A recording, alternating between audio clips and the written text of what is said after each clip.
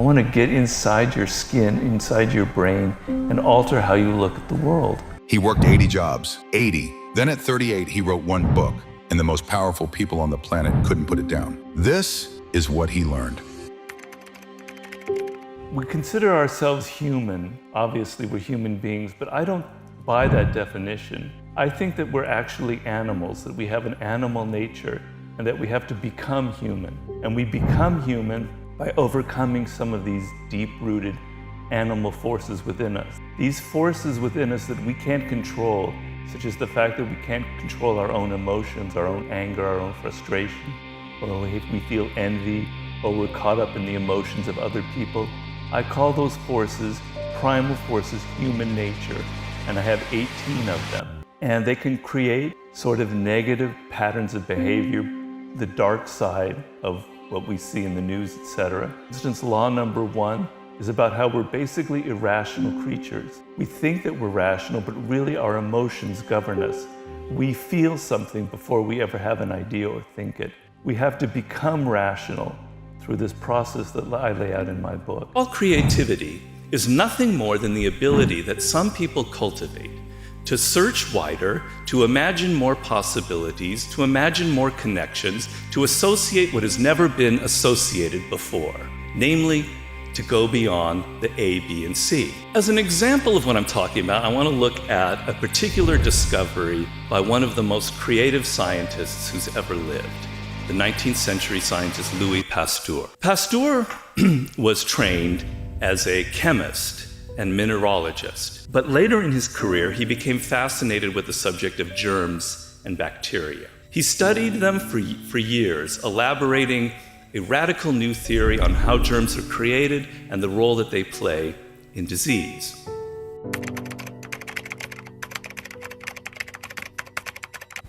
I'm really worried about people nowadays. So in Mastery, my worry was people no longer knew how to build things, no longer understood the process for becoming great and excelling at some craft or field. But now my worry is that people are so immersed in their smartphones and their technology that they don't understand people. They're not observing people. And this has been documented in studies that young people, for instance, levels of self-absorption and narcissism have been growing steadily since the 1970s. We are the preeminent social animal on the planet. Our survival depends on how we relate to other people, whether we understand them on some level.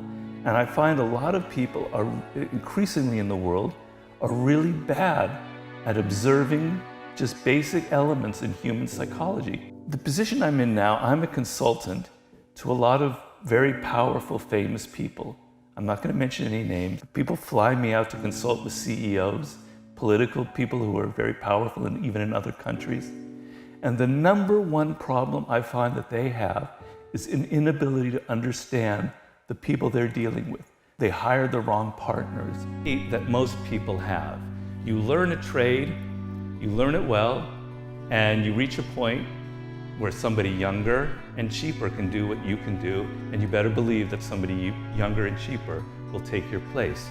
So the game of life, if it is a game, the end game is to be irreplaceable. You're one of a kind, you're original. There's nobody who can replace you, just as there's nobody who can replace Leonardo da Vinci. There's no one else like Napoleon Bonaparte. There's no one else like Steve Jobs. Albert Einstein was a complete outsider. His two most important discoveries came when he was working at the Swiss Patent Office.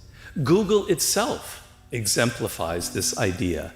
It is perhaps the most successful business on the planet, founded by two men who are relatively complete outsiders to business and who therefore structured and directed their company in a very novel and creative fashion. I could go on and on and on with this list, including many great artists. Napoleon won every single battle for 10 straight years. Then he lost it all. And the reason is the same reason you might be losing right now. Defeat and failure is the greatest thing that could ever happen to you. Say it again. Defeat or failure is the greatest thing that could ever happen to you. Why? Because when you're successful, you tend to not learn anything. You think, wow, my book, my business got so much, did so well. I've got the Midas touch. Anything I do is going to be great. And look, I've got all these people around me, these sycophants saying, Robert, you're wonderful, you're great. I love what you did, your book's fantastic, et cetera, et cetera. And slowly, I don't learn anything. And then my next project is a disaster because I've become grandiose, because I'm not moored in reality. Failure teaches you your limits. It makes you realize what you did wrong. It shows you what you could do differently, you know? So making it a personal example, because it's always easier for me to do that, I did a book with 50 Cent called The 50th Law. And the first iteration of that book I wrote, and I've never had this happen before. People weren't really liking it. And then the editor, the publisher, dropped the whole project. And I was facing a major disgrace. 50 was gonna lose faith in me. I lost a project. And it was a big blow to my ego. And we all have egos.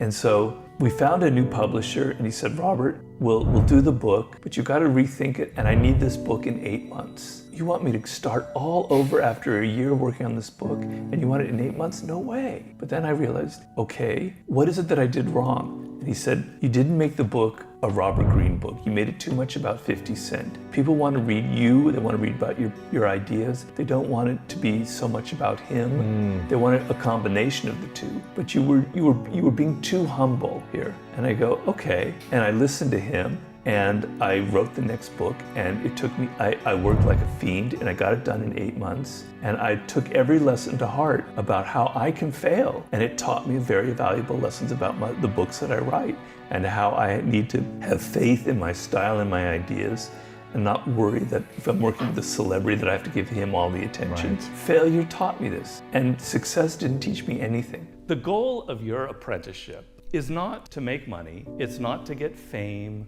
or to get attention, or to get some cushy position with a nice title. The goal of your apprenticeship is to literally transform yourself. You enter the apprenticeship as someone who's essentially naive. There's no knock on it, we all do. You're essentially someone who doesn't have the skills that are necessary. You're probably someone who's a little bit impatient, most young people are. And essentially, you are going to transform all of those qualities into someone who's skilled, who's realistic, who understands the political nature of people, who learns the rules that govern this field, and you're going to develop patience and a solid work ethic. What is my dark side? And I had to analyze it and deal with it and think about it, and think about how any success I've had in life is because I managed to use those dark emotions in my work. I don't care if you're Mahatma Gandhi or whomever, you have a dark side, right? And it comes out in ways that you're not even aware of. And I explain in the book where our dark side originates from. As a child, we had a lot of powerful emotions that we couldn't control. We would hit our sister. We would play terrible practical jokes, and I'm not talking personally. Yeah. Terrible, I did the same thing, yeah. Terrible practical jokes. We'd be kind of mean and aggressive, but also we'd be very loving, which is true as well. We'd be a full range of things. And then you learn as you get older, Robert, you can't hit people in school. Stop that, don't be like that. Don't play those practical jokes, it's bad, people don't like it. And you get older and older, and you start repressing those kind of feelings that are very natural to you, right? Because we all have aggressive impulses. We love our parents, but there's also a side of us that doesn't like them. We resent them. It's natural. But we have to repress all that because we have to be good social animals. We have to be good little kids. We have to be little angels at school. We have to be angels at work. All this pressure, like I've got to repress all that. I've got to be this perfect person. I have to be someone who pleases, who's very nice, blah, blah, blah. And then when you're 28, you start becoming addicted to alcohol and you don't know why. You start getting really angry, you have anger issues, you yell at people, you don't know why. You're like a 45-year-old person with a very steady profession. You leave your wife and you run off with a 19-year-old, destroying everything that you've built. The dark side has come out because you've repressed it instead of dealing with it. So the idea was you need to understand your dark side, confront it, and make it work for you. And I have a dark side. I have to be facing death and to think, damn it, I've wasted my life. And I want people out there to realize that if you're 20s and your 30s, you don't want to reach that point. You don't want to waste your time and become 55, 58, have a stroke, face death. And what have you done? Nothing. You've moved from job to job. You tried this, you tried that with half an energy. You really have nothing to look back on. That's the worst feeling. So, I don't have that problem, I don't think. So that's part of how I'm able to stay calm. But the other thing is you say, bring it on, what worse can happen? I've already experienced it. you know? I'm somebody who has a great deal of fear of death, and now I had to deal with it. So, it's all right. Not so bad. I can handle it. That is amazing. That you had dreams and you never even tried them, and then you're in your 50s or 60s, you're facing death. Why was I alive? I didn't do it. I could have done this, that, or that. Never even tried. Remind yourself of that. You know, they used to have emperors in ancient Rome would have a slave walking by them and whispering into their ear, "You're going to die, you're mortal. You might die tomorrow." Robert Greene nearly died from a stroke at 56. The thing that saved him mentally wasn't a doctor or a book. It was one decision he made in the hospital bed. Which of the 4 chapters hit you hardest? Drop it below.